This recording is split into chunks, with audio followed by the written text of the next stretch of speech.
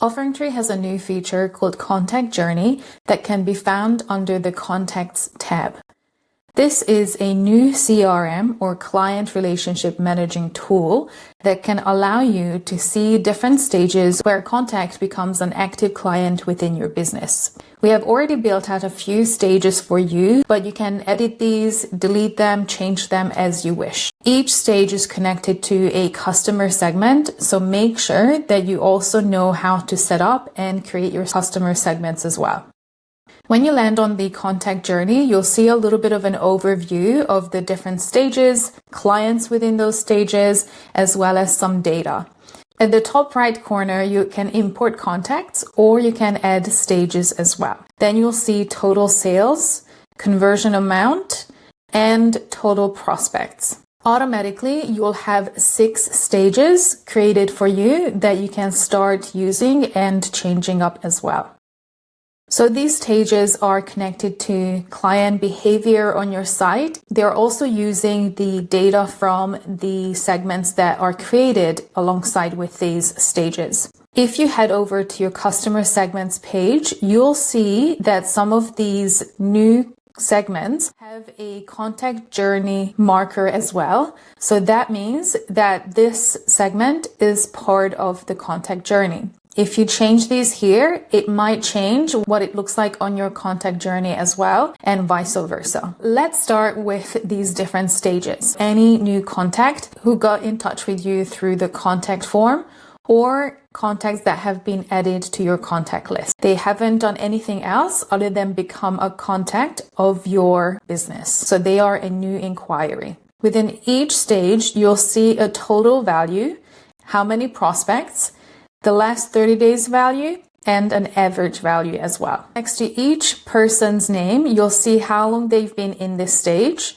their lifetime value, and what their 30-day value was. You can actually move these clients manually to different stages as well, but you can also rely on the segments to move them along. Each card has a setting as well that you can also edit. So you can change the name, you can change the icon that comes with it too. You can also set up a win probability rate. What this means is that you have an awareness of what the percentage of people signing up to your studio will probably become active clients. So for example, out of 100 people, if you think 5 people would convert, then you can make the probability rate 5%. You can also decide which customer segments will be used to track this stage. So we added the new inquiries, which is a new customer segment.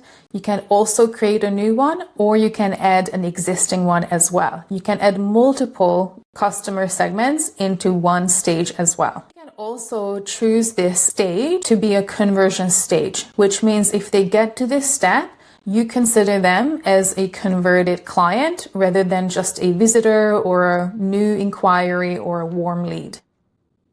You can go along with all of the different tabs as well. Your booked or drop-in stage is when someone has decided to attend a session without a package or a membership. So they might be considered more of a warmer lead rather than a new inquiry. Then we have the active trial. This is connected to intro offers. So if you have an intro package or membership, you can use this to see if they have purchased it. The decision zone is connected to when the client has a few credits remaining of their intro offer or it has expired and they haven't purchased a package or a membership yet. And your active clients are the people who have an active package or membership and they are actively using it too. And your lost clients are the ones who have not converted after they became a new inquiry or a new lead within your business. You can always add more stages and you can also change up the sequence or the pattern of this. When you click on the settings,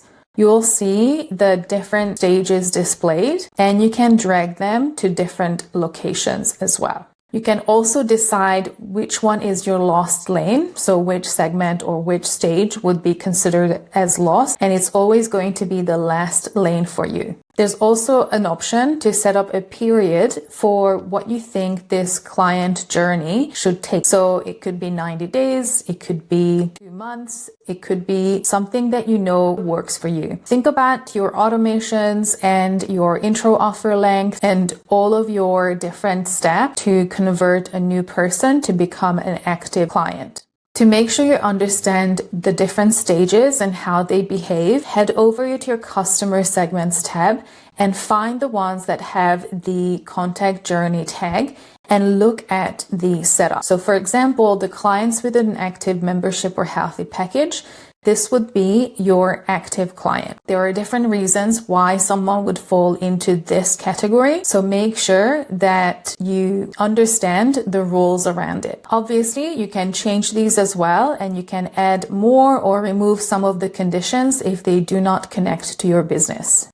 When you're adding a new client, it may take a while for the system to refresh these, so you can always click on the Refresh Now buttons to see if there has been any change with your client's journey. There are some great ways that you can use this contact journey. You can use the segments as triggers for automations to nurture these clients. You can also look at any of the possibilities of converting clients and also the conversion amount that could be potentially part of your revenue as well.